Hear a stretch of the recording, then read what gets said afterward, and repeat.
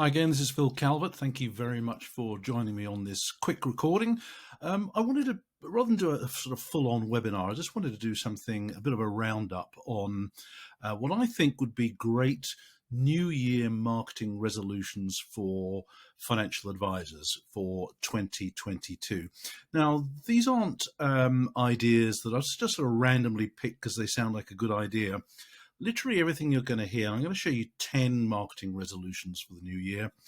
Everything that you're going to hear here, everything I'm going to talk about has been based on questions, answers, consultancy sessions, and feedback that I've had from financial advisors over the last year. It's been a really interesting year for financial advisor marketing, and there'll be some interesting trends that have started to appear. So I just wanted to develop one or two of these things and arrive at some focus as to what I think we need to be looking more at and really getting to grips with in the new year. So let's get started and kick off straight away. So first thing of all, possibly the most important one of all, is to really get a grip on your website and social media management information, your numbers. And one of the first things I would be doing if I'm looking at my marketing for 2022, one of the first things I really want to be doing is actually looking at some data. And that'll mean digging into your Google Analytics or other tools that you use. Most financial advisors businesses are using Google Analytics.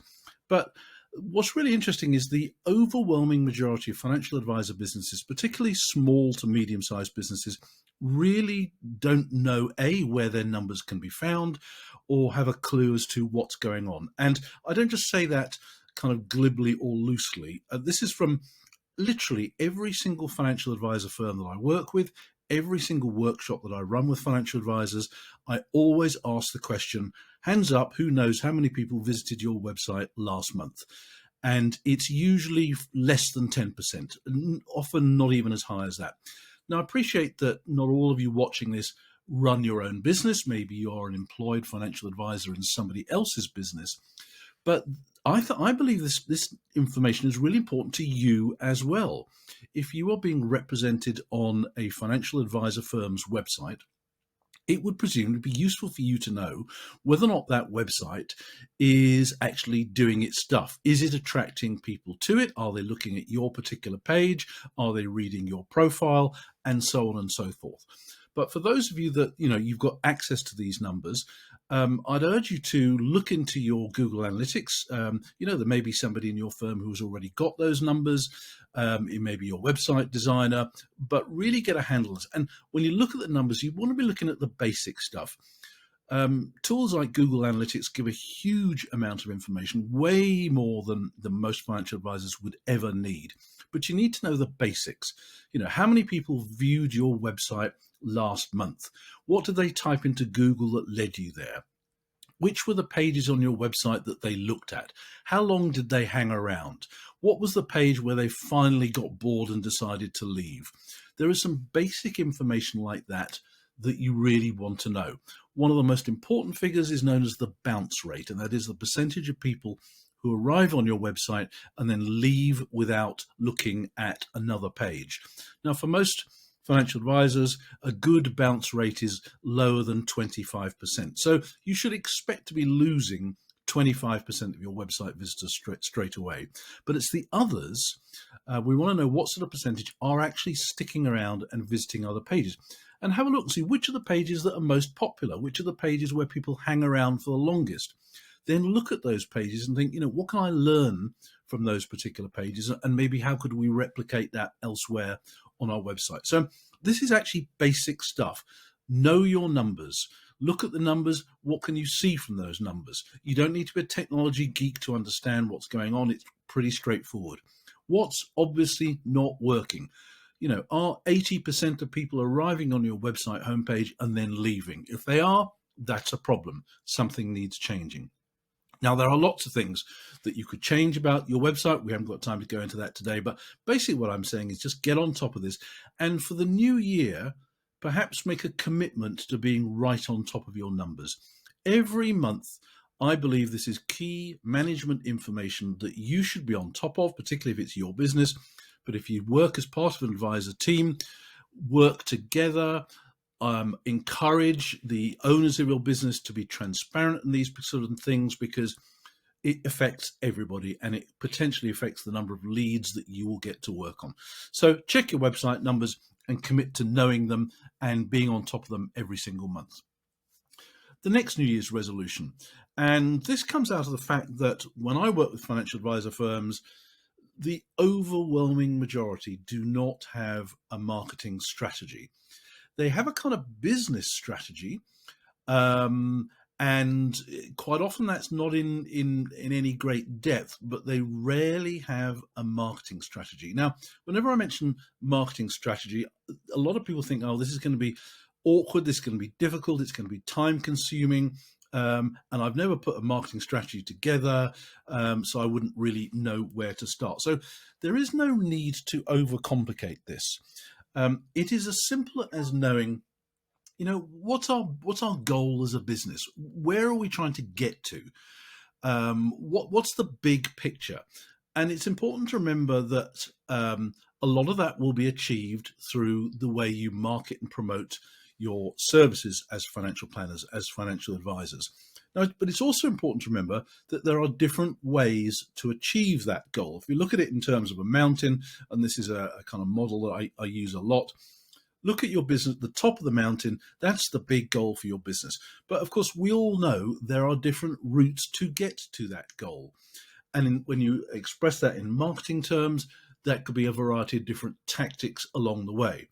So it's also really important to monitor your progress. If you're climbing up a mountain, you would be monitoring the weather, for example. You'd be looking at the external factors that could influence your ability to actually get to the top. So you need to be able to adapt to changing conditions along the way. And in many ways, when I say have a marketing strategy, it can be as simple as this. What is your business goal? And then break that down and think about it and think, okay, to achieve that business goal, maybe we need X number of new clients this particular year. And then think about, okay, where can we find those clients? What sort of clients do we want? What sort of activities, what sort of marketing activities and tactics could we employ to help us to reach those particular people? So if you do nothing else, well, I've already said, if you do nothing else, monitor your numbers, but this is so important. If you don't have a big business goal, if you don't have a marketing strategy behind it, any kind of marketing activities that you put in place are going to be vague at best. So be really clear about this. And, a marketing strategy doesn't have to be a 20-page document. It can be as simple as literally back of an envelope job, as long as you do something. As long as you get some clarity on where you're trying to get to, and you really think about what are the different routes that we could take to get to that goal, then you are already making progress. So important to think about that one. So set marketing goals. And I know different, right now we're approaching the end of December 2021, and I know not every financial advisor has their business year is a calendar year, but think most people are using this time of year to sort of regroup, start thinking, getting some focus, actually set some goals. If you know what your goal for your business is going to be, then set some marketing goals. Stick to them, but adapt to changing circumstances, as I mentioned a little bit earlier. But as long as you've got something written down, one of the problems with marketing today, particularly for financial advisors, is there are too many shiny objects. And, time and time again, I have financial advisors saying to me, oh, Phil, Jones & Co. down the road, they're using LinkedIn, maybe we should give that a go. And Smith & Co. down the road, they're using YouTube, maybe we should give that a go. And somebody else down the road, they're using Instagram, maybe we should give that a go. And I have to say, give that a go is not a marketing goal. It is not a strategy. Tweet and hope is not a plan. So if we do know what our business goal is going to be, set some marketing goals.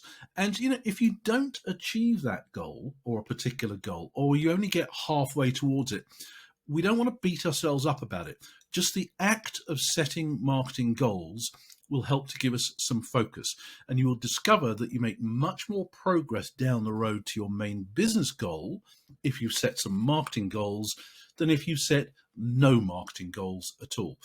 So again, keep this simple. It doesn't need to be complicated, but get a little bit of focus and really think about what are the ideal clients that we want to be serving, we want to be working with. What sort of marketing activities do we believe will help to reach those ideal clients? And then write it down. Setting marketing goals is literally about writing things down. It's not about just having them in the back of our head and hoping that it'll work. Okay, on to the next one. LinkedIn. LinkedIn right now is a powerhouse of opportunity for financial advisors. Now, in our Facebook group, Life Talk, whenever LinkedIn comes up in any of the posts, there's always a whole bunch of people who say, oh no, we've given up on LinkedIn, gave up a couple of years ago, far too many recruiters approaching us, I just don't get it. Now, you have to remember that at the end of the day, LinkedIn is a piece of software. Like any other piece of software that you use in your business, unless you've been trained in how to use it, you will never see the real benefits. Now, let me just give you one example. The most common complaint that financial advisors give to me about LinkedIn is they say, there are too many recruiters approaching me. Now, I have to tell you that if you as a financial advisor are being approached by recruiters, it's your fault. Okay, it's not their fault, it's your fault. And the reason why it's your fault is because you are not positioning your profile on LinkedIn to be aimed at your ideal potential client. Now, if you then turn around and say to me, but Phil, our ideal potential clients are not on LinkedIn, then no wonder that recruiters are approaching you. If you say to me, our ideal perfect client is very wealthy people in their 90s, then there's a good chance that they are not actually going to be on LinkedIn. But for the overwhelming majority of financial advisors, potential clients are going to be on LinkedIn in some way, shape or form, but you have to know what sort of clients you want to target, and you have to write your profile and position it accordingly. If you just present yourself as a kind of generic financial advisor on LinkedIn, that is just meat and drink to recruiters. Recruiters know how to use the LinkedIn search tools. And if you're not targeting yourself at particular types of people, they'll just focus in on you with laser precision. So if recruiters are approaching you on LinkedIn and you don't want them to, I'm afraid it's your fault. So again, I do whole day workshops on how to use LinkedIn effectively. But simple things are, know who you want to be talking to on LinkedIn. Write your profile accordingly so that if one of these people finds you, and there are all sorts of different ways to help them to find you, when they arrive on your profile, they've got to go, I need to talk to this financial advisor. You also need to think, okay, when they do start looking at your profile, have a plan for what you want them to do next, or what you think should happen. Invariably, it starts with a conversation. Thanks for looking at my profile today. Hope you found something of interest. Out of interest, can I ask you what it was that prompted you to visit my profile? Start a conversation and aim to take that conversation off LinkedIn. What do I mean by off LinkedIn? I mean into a coffee shop, onto a Zoom call, onto a Teams call. You know, people do actually attract high value investment and pensions business directly from complete strangers on LinkedIn. But what usually has to happen first is some sort of conversation. So you need to have a think about, what am I going to say to people when they look at my profile? Where do I want to take them next? Do I want to try and incentivize them to talk to me further? Maybe offer them a download, a guide, or something you've written, an article, a video, a little mini course, something like that. But have something up your sleeve. Now, I'm going to give you an example later of what I do on LinkedIn, which genuinely brings me in more leads and inquiries than I could ever possibly, cope with, for that matter. And commit to posting content that is relevant to your target market on LinkedIn. So please don't dismiss LinkedIn. Commit to understanding how it works. commit to getting some real focus on knowing who you want to approach you on LinkedIn, update your profile accordingly, know what you want to happen when these people start arriving on your profile, and they will. And there's all sorts of different ways to make sure that they do visit you, and commit to using the site because it's incredibly powerful. It genuinely does work. So that's another New Year's resolution for 2022. Another one which I've become increasingly sold on is Google My Business. Basically a free service from Google. It gives you a listing, a directory listing, for want of a better expression, on Google. And, you know, if Google's encouraging you to use one of its services that it offers for free, that is going to give you greater visibility in search results, then I urge you to use it. It's really, really important. But there are all sorts of experts on Google My Business. Phil Bray at the Yardstick Agency, he's an expert on it as well. But just one or two things that's worth bearing in mind. And the first thing I would say to bear in mind about Google My Business is don't just create a listing on Google My Business and then just sit back and great, I'm now in the world of e-commerce.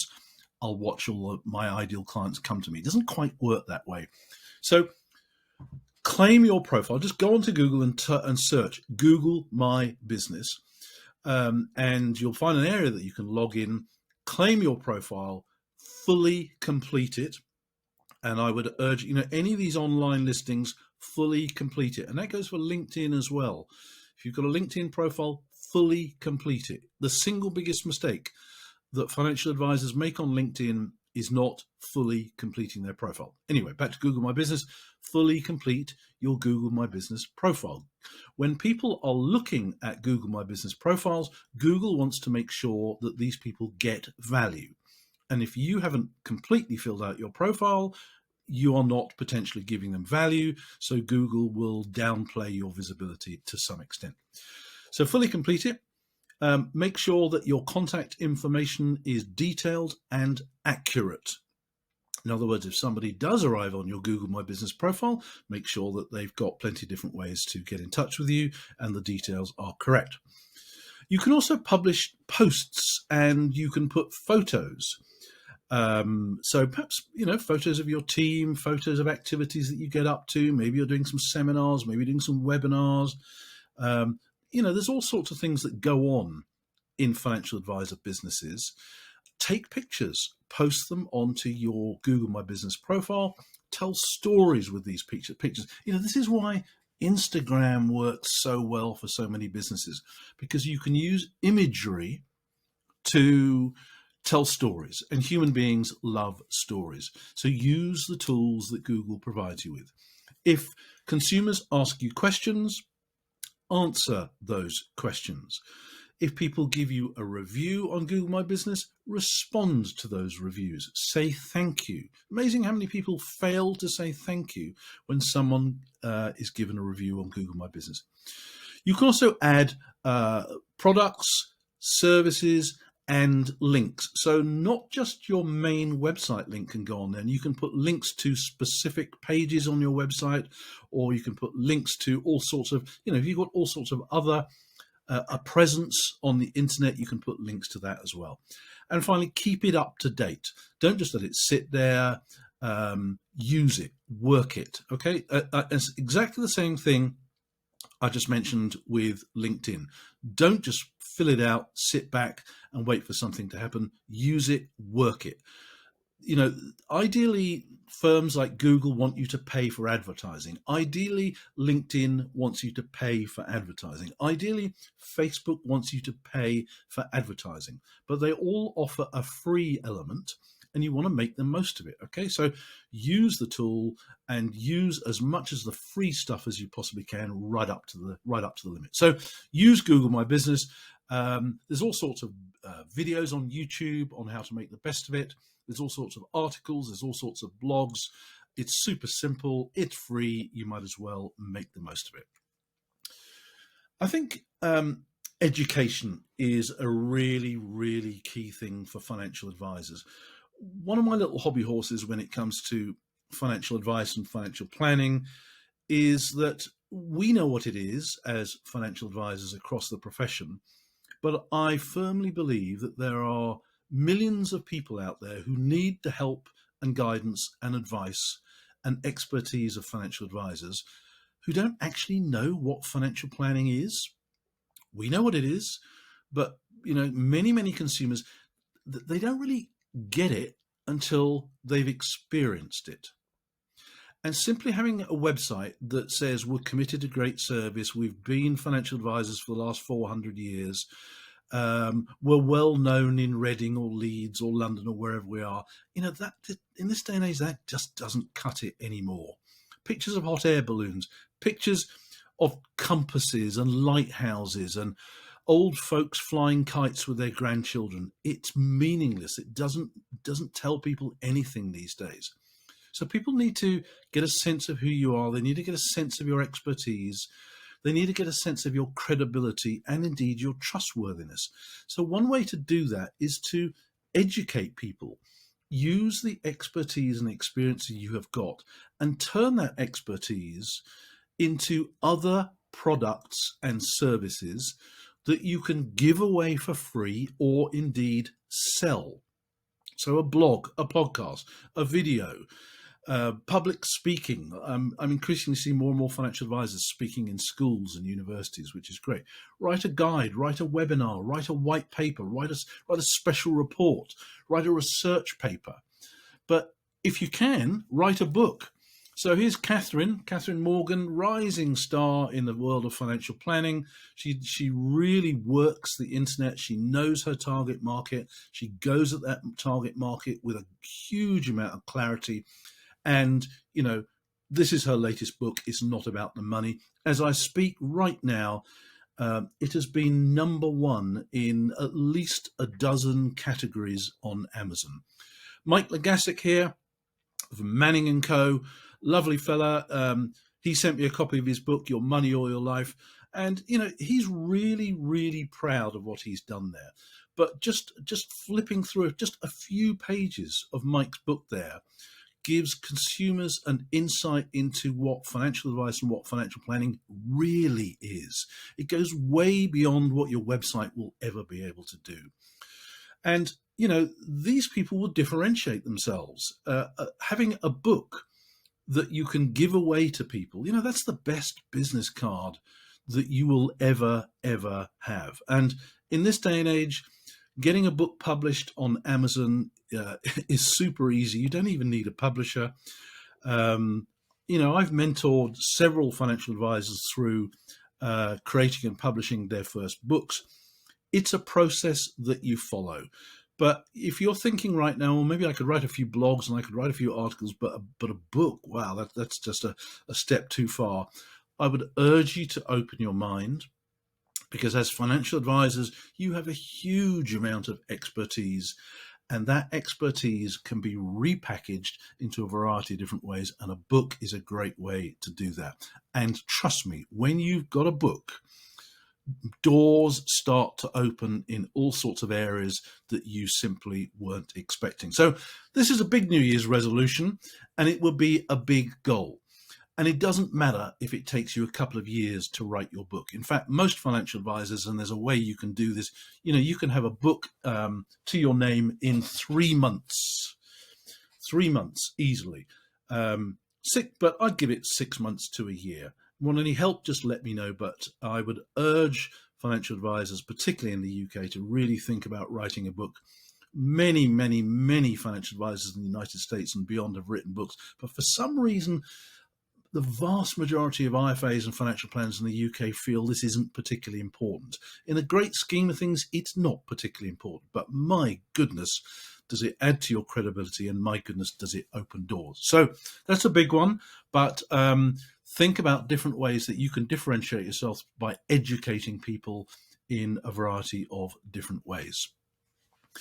Now, this is an interesting one, and you may look at the screen here and say referrals and introductions. I already do that. And most financial advisors tell me that most of their new inquiries come from referrals and introductions. And that's not really surprising. When people do experience what a financial advisor does, it's not surprising that someone will then want to go on and refer you to their friends, to their colleagues, to their family, and so on and so forth. However, I do believe that things are changing a bit, and I think more and more financial advisors are becoming extremely over-reliant on referrals, particularly if they don't have a documented referral strategy. So there's a difference there. Doing a great job and seeing referrals coming in through the door is one thing. Having a formal referral strategy is a completely different thing altogether. If you're a financial advisor where you are seeing referrals coming in through the door and you're getting introductions from professional connections, that's great. It means you're doing a great job. And quite rightly so. However, let's just think back a little bit as to how referrals developed. If we go back to before the internet, if you're at a dinner party and you're sitting around the table and maybe the topic of personal finance or mortgages comes up, something like that, somebody around the table might say, oh, can anyone here recommend a mortgage advisor? My daughter's looking to buy her first property. And, does anybody know a mortgage advisor? And someone around the table would say, yeah, check out my advisor, Jones & Co. They are fantastic. And you would write Jones & Co. Down on the napkin. And the next day, you'd look up the phone number in the yellow pages and you'd phone them up. That recommendation, that referral from another human being was all you needed. If it's good enough for them, it's good enough for me, it's good enough for my daughter. And that's fine. And that still happens to a certain extent. But things have changed, and we all know this. We're at that dinner party today. Somebody says, check out Jones & Co. Financial Planning. They're awesome. We write down Jones & Co. Financial Planning on the napkin. The next day, we don't phone them up. The next day, we want to do a little due diligence ourselves. First thing we do, we go onto Google. We want to find Jones & Co. Financial Planning's website. We want to check them out. And when we find that Jones & Co.'s financial planning website says exactly the same as every other financial planning website in the area, where's that differentiation? Yes, we've got a personal recommendation, but I just want to do a bit more work myself. So I'm a firm believer now that we need to start taking if you're already getting referrals, that's really good. But I believe that we could really, really up our game and get even more and even higher quality referrals. Now, we haven't got the time to do this right now, but what I would do is I would defer to the world's leading expert on referral marketing for financial advisors, a guy called Bill Cates. He's based in the US, but his entire market and focus is financial advisors, financial planners. First book I would suggest you read is Get More Referrals Now. And this will start to get you from somebody who is a reactive receiver of referrals to someone who proactively sources the right referrals. And there is a difference there. And I think everybody listening to this understands that there is a difference. So being a reactive receiver of referrals is one thing, but being a proactive person who is actively looking for referrals through a strategy is a completely different matter. And Bill will teach you how to do that. And if you're looking for a bit of binge reading on how to attract more and higher quality referrals, these are the 4 books for you. And I highly, highly recommend them. And in fact, if you can absorb all of these books, trust me, you will never, ever need to worry about any form of marketing ever again. So to me, this seems like a no-brainer for financial advisors. You already get referrals. Now's the time to do it properly. Yeah, and I mean that in the nicest possible way. On to the next one. Collaboration. Collaborating with other local financial advisors. So whenever I research this one with financial advisors, I always ask for, perhaps I'm doing a workshop or a webinar, I always ask for a show of hands and I say, hands up here who has competition from other financial advisors locally in your town, in your area. And rarely do I see a hand go up. So on the one hand, when you look at financial advisor websites, they all tend to say exactly the same thing. In reality, you are different enough from one another that you're not, or are very rarely, in competition with other local financial advisors. Which begs the question, so why aren't you collaborating with other local financial advisors to attract more of the right clients and leads that you want to see in your particular business? Now, I just want to give you one quick example of this, and there's an example in my book, Marketing for Financial Advice Professionals, from a financial advisor in the United States. And he was talking to some other local financial advisors that he happened to know, and they had this exact same conversation. They realized, we're all in the same town, but in actual fact, we're not in competition. So why don't we work together? And so they all came up with an idea where they created a simple website, very, very simple website, which they called a local financial advisor directory. And it didn't profess to be the ultimate directory of financial advisors across the United States. It was just a directory of financial advisors in one particular town or city. And it turned out that there were eight or nine of them, something like that. And each of them created a little profile, a bit like a little LinkedIn profile. But the most important thing they did was to commit to each of them writing a blog or writing an article for this website once a month or once every 3 months. But across the eight of them, that meant there was enough blog content going onto their little website that would get the attention of Google. And of course, Google loves content. Google loves blogs because Google wants to serve that up in search results. And to cut a very long story short, and the longer, more detailed version is in my book, they found that this collaborative, semi-directory local website proved to be turning up on the first pages of Google results for typical keywords that people were searching when looking for financial advisors in their particular area. Now, that's just one example. There are multiple different ways that local financial advisors can collaborate. And the first thing that you can do is, why not have a look around your particular local area, and why not create your own little quarterly or monthly networking group just for you guys, just for financial advisors. Meet up in a pub. Just talk about what's going on in your world. How's business going? How can you help each other out? Could you make introductions to one another? So I'm sure, and I know that a lot of financial advisors certainly around the UK, you do know other financial advisors, but how much further do you take that? How often do you get together? How often do you get together for a few beers to chew the fat and maybe to come up with some collaborative projects that you could work on together?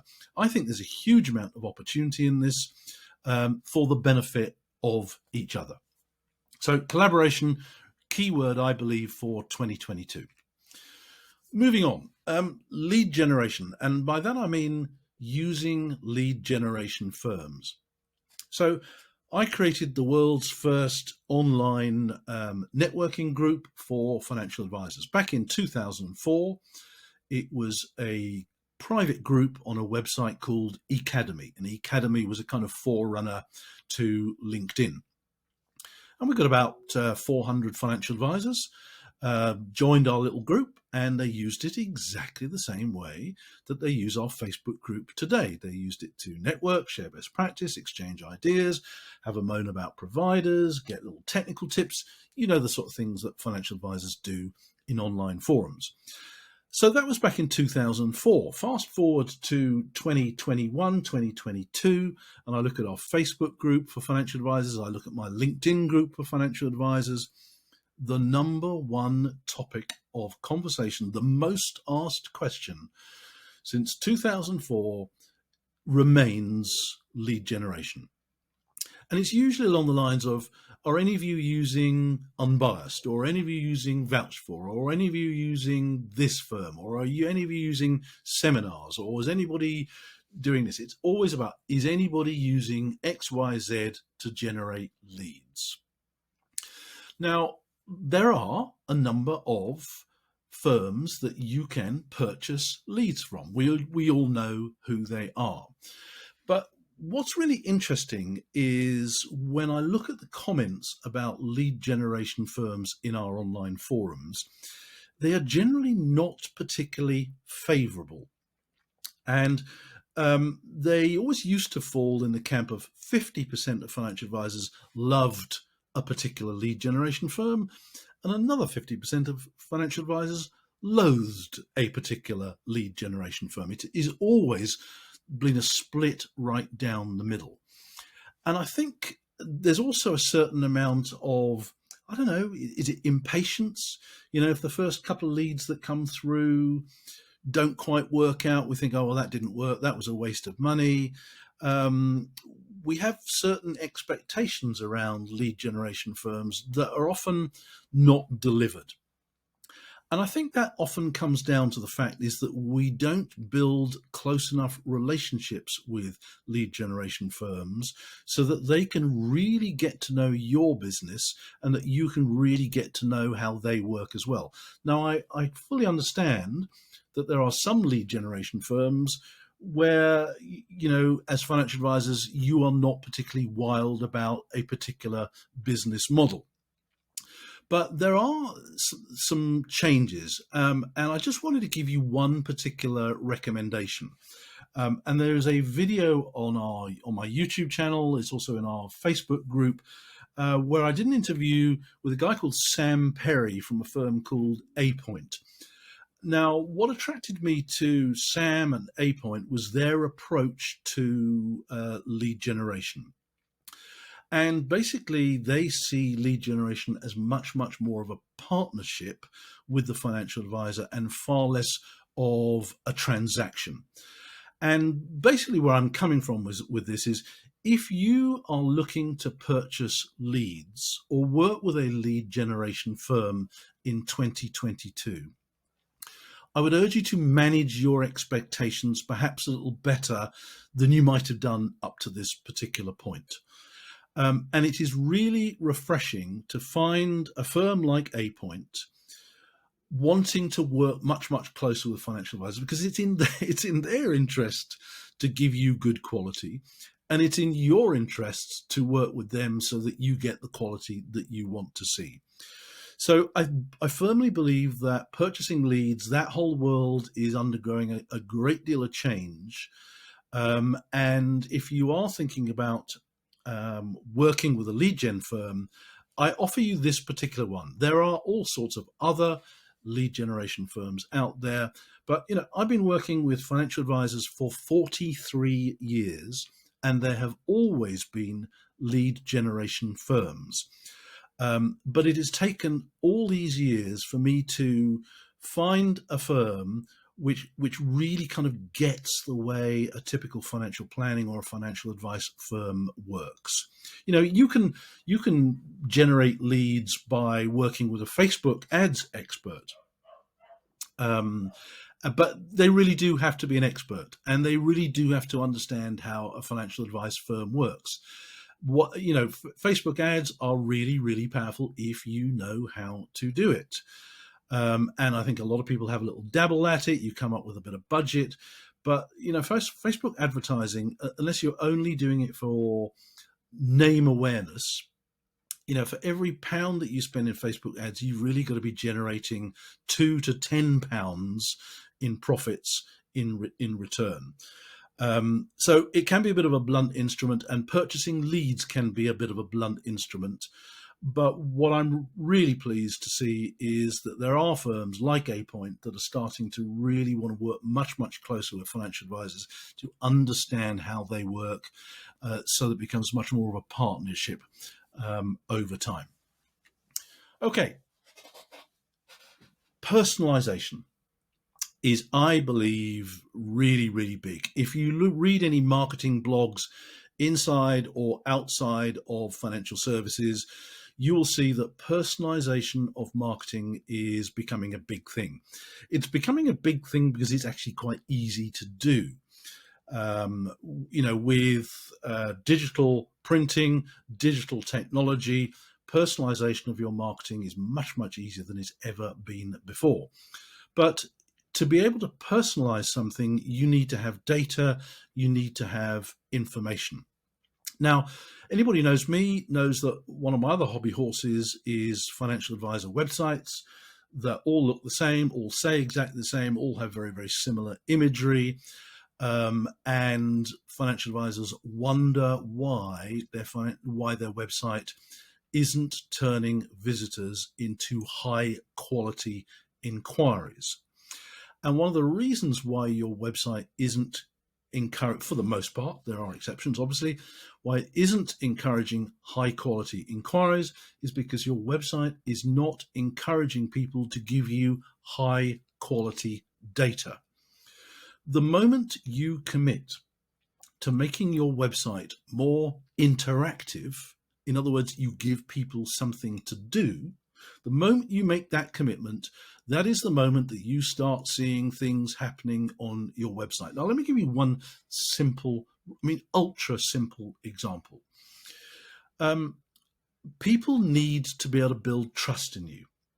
And a simple way to help people build trust in you through your website, one simple thing you can do on your website is to have a box on the homepage, a little thing that asks people, where did you hear about us, or how did you hear about us, with a little drop down with some options. And it might be an existing client, it might say Facebook, it might say LinkedIn, it might say your webinar, your podcast, whatever. Just give them some choices that they can pick. And when people see that, it is a low risk micro commitment for them just to click on, oh, I heard about you through Facebook, or I heard about you in an industry listing or something like that. That's what's called a micro commitment. People will do something. In other words, they will take a micro action on your website at no risk to them. Another thing you could be thinking about doing is to think really clearly about, I mentioned this earlier in your strategy, who's my ideal client? Now, let's just imagine, for sake of argument, that you work in a niche. Maybe your target market is, I don't know, heart surgeons, okay? And if your target market is heart surgeons, that presupposes that you know something about the personal finance situations of heart surgeons. So your website, instead of having pictures of people flying kites or hot air balloons or lighthouses, your website should have a picture of, guess what, a heart surgeon. And your website should say something along the lines of, are you a heart surgeon concerned about your level of income when you come to retire? If you are, enter your email address and download our free guide for heart surgeons. That's called a lead magnet. Yeah. Now, a lot of financial advisors in the UK don't like the expression lead magnet. It sounds a bit salesy, but that's exactly what it is. You're giving somebody the opportunity to interact and engage with your website in a very low risk way. They see something that is potentially of value to them. And let's imagine I'm a heart surgeon. I'm looking for a financial advisor. I arrive on your website because it says you deal with heart surgeons. It says, are you concerned about your level of income in retirement? Perhaps I am. It says, if I give you my email address, you'll give me an e-guide, which will give me some educational value. Remember I mentioned education earlier? So it's a pretty low risk thing for me to do, and it's a fair exchange of value. I give you my email address, I get an instant download. So this is low risk stuff, but the psychology of it is that people start to trust you. They can make these micro commitments, and that helps to build further trust so that they want to stick around longer. Now, one thing you can do is to put this approach on steroids. And let me now show you how I collect data on my website that enables me to highly personalize my approach to people who visit my website. So one of the things I do is LinkedIn training, LinkedIn consultancy. And so what I do is I've got a website which has got like a LinkedIn quiz on it. And when people arrive on my LinkedIn quiz, it says, are you ready to attract more of your ideal clients, customers, and connections on LinkedIn? Discover your LinkedIn strengths and weaknesses in the next 5 minutes when you get your personalized score, assessment, and report. Now, what I could do is I could just have something like I mentioned earlier. I could have an e-guide, and I've got plenty of those. And I could say something like, are you looking for more clients on LinkedIn? Give us your email address, download our free guide. And a certain percentage of people will actually do that. Now, you remember a little bit earlier, I said to people, when you are on LinkedIn, as part of your LinkedIn plan, your LinkedIn communication, think about how when people visit your profile, think about what you want to do next. Think about what you want to do to get them off LinkedIn into that coffee shop, or onto that Zoom call. So the way I do that is literally everybody I engage with on LinkedIn. So everybody who looks at my LinkedIn profile or everybody who wants to connect with me, I send them a little message along the lines of, hi Fred, hi Mary, thanks for looking at my LinkedIn profile today, or yes, it's great to connect. Just out of interest, why are you on LinkedIn? Now, they've shown some interest in me. So if I reply to them with a question, it is extremely likely that they will respond. So when I ask them the question, why, just out of interest, why are you on LinkedIn? The overwhelming majority of people reply to me and they say, well, I'm looking for new clients, or I'm looking for useful connections, and so on and so forth. So I then reply to them back and I say, so just out of interest, how's that going for you? How are you finding LinkedIn? Is it working for you? And most people reply to me, well, sometimes, but mostly not. So I then say to them, well, look, I've got a little LinkedIn quiz. I've got an assessment. I've got a thing called a scorecard, a health check, whatever you want to call it. I've got like a LinkedIn quiz. And when you take my LinkedIn quiz, it will tell you how well or how effectively or not, as the case may be, you are using LinkedIn. Here, give it a go. And I give them the link to my little website here, which has got my LinkedIn quiz on it. Now, let me tell you, 99 people out of 100 will then go through my LinkedIn quiz. And I ask them a bunch of questions about how they use LinkedIn. Is your profile fully complete? Have you got a professionally taken photo? Have you put your contact details in? To what extent is it aimed at your ideal client? Lots of questions about how they use LinkedIn. And then it gives them a score and it gives them a personalized report with their name on it. So in other words, I have collected data through the medium of the questions, and then I've given them a personalized response. And I can go back to them. I can pick up the phone if they've given me their phone number, or I can send them an email and I can say, hey, Mary, Fred, thanks for taking my LinkedIn health check today. I hope you found it interesting. I noticed from your answers to your quiz that, you know, you've done quite well. Your profile is up to speed. You've got a professionally taken photo. It appears to be aimed at your ideal clients. But I noticed a few other things from your answers. I noticed that you're not a member of any groups. You're perhaps not using your company page, or I noticed that you're not posting much content on LinkedIn, and your answers also suggested that you're not using the site to network with people and you're not using scripts. Then I say to them, you know, your score and therefore your overall experience of LinkedIn could be dramatically improved. Would you like some help with that? And what they then say is, that sounds great, Phil. How much do you charge? Well, you know, that's the kind of direction of travel that we're looking for. Now, let me tell you that this technique of collecting data through the medium of a quiz has been one of the most effective tools I have ever used in my entire career to attract new leads to my website. Not just people who visit my website, but people who actually engage with it. They actually take action. They actually give me information and their email address and their contact details that I can then use and follow up in a highly personalized way. One of the most effective things I've ever done. Now, there is no earthly reason why a financial advisor can't use this approach as well. to collect data in a GDPR compliant fashion through their website, through the medium of a quiz. And some of you may have heard me talking about this before, the concept of scorecards. Now, call it a scorecard, you can call it a quiz, you can call it a health check, you can call it assessment, you can call it an MOT. It doesn't really matter what you call it. And of the financial advisors that do have scorecards, and over the last year, I've worked with dozens of financial advisors to help them put their scorecards together. These tend to be the themes for their scorecard. So it's a quiz at the end of the day.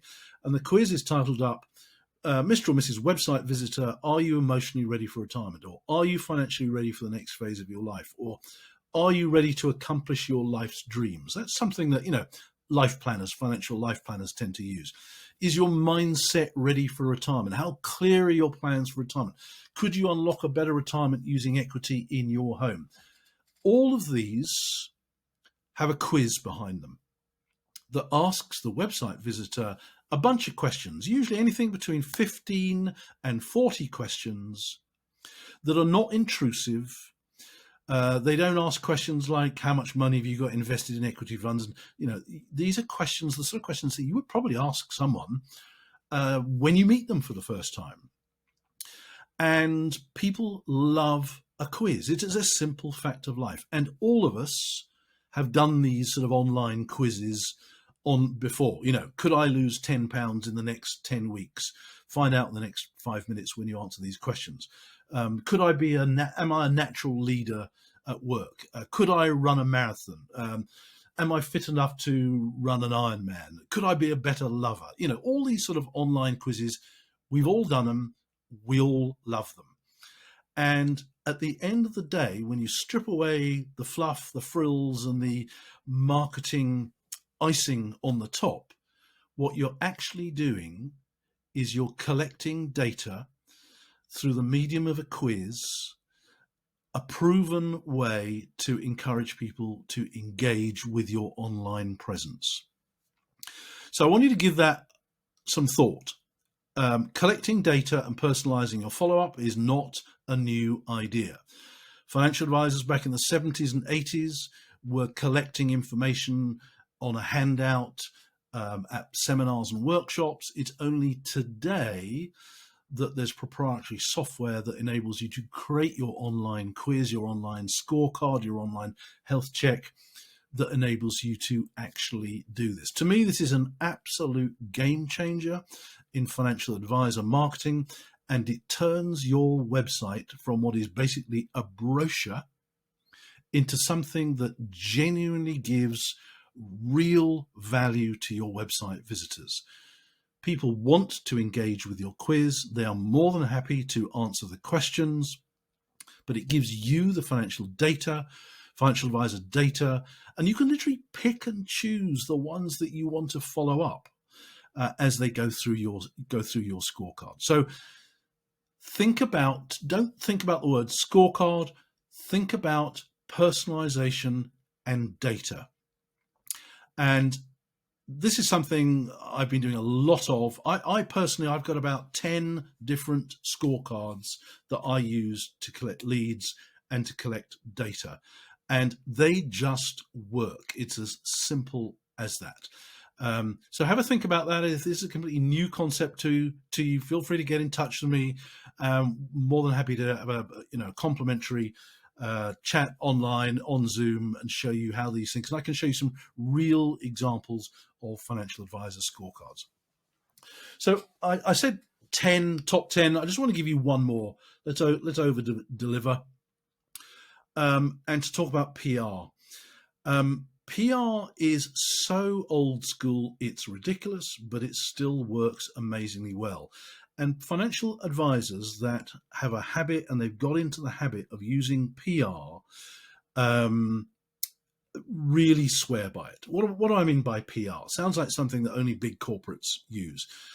PR is simply building relationships with the press telling them about things that are going on in your financial advice business. When I first went self-employed, a friend of mine is a lady called Jackie Harper. You may recognize the name. She used to be a news anchor. She was on Sky. She was on Breakfast TV. And so she knew all about PR. And she said to me, Phil, you're starting your own business. What's your PR strategy? And I said to Jackie, I have no idea what you're talking about. I haven't got one. She said, well, what you want to do is to get into the habit of when anything happens in your business, tell the press. Just send a simple press release to your local press and also to your industry press. Just tell the press. If you've taken on a really good new client, tell the press. If you've been on an important training course that's given you a new skill, tell the press. If you've invested in some fancy software in your business, tell the press. If you've won an award, tell the press. If you paint the outside of your office, tell the press. Just build relationships by telling the press. I said, now, 9 out of 10 press releases that you send the press will not end up in the press, but you can still put that press release on your website and Google will pick it up. But here's the thing, what you're actually doing is building relationships with journalists, local journalists, industry journalists, journalists in niche markets that you happen to focus on as well. So that when the day comes that a particular journalist need, maybe something has happened in the news, maybe there's been a budget and the Chancellor of the Exchequer has dramatically changed tax on pensions or something like that, who are the journalists going to want expert comment from? They're going to want it from financial advisors with whom they have a relationship. That'll be you. So, PR, there's a lot of sort of smoke and mirrors about what is PR. Just Google it. Google how to write a press release. It's super simple. Basically, journalists want it. They want news. They want value. They want something they can write about that will fill column inches in their newspaper and online as well. And there are some financial advisors who basically have built their businesses around just working with industry journalists. So, super simple one, very, very powerful. These 11 things that I've been talking about, they're all in my book, Marketing for Financial Advice Professionals. The 2022 version has just come out. You can find that on Amazon. And I hope you found that useful. But what I've just been talking about, those 11 things, I said, they're not just things that have come off the top of my head. They've all been based on what I've observed is or is not going on in financial advice businesses. They are all things that financial advisors have raised with me.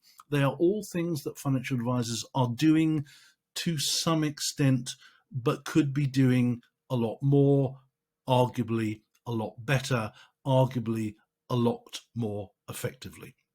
So I hope you found that particularly useful.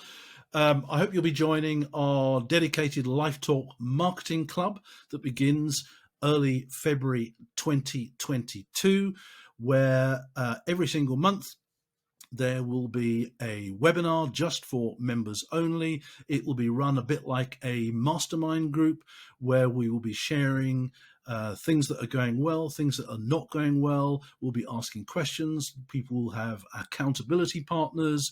You'll be able to get focus. It's going to be a lot of fun as well. And you can find it at advisorlifetalk.com/financial advisor marketing club, or just hold your mobile phone camera up to that QR code and it should take you straight to finding out more information. It's one of the most exciting things that I've done.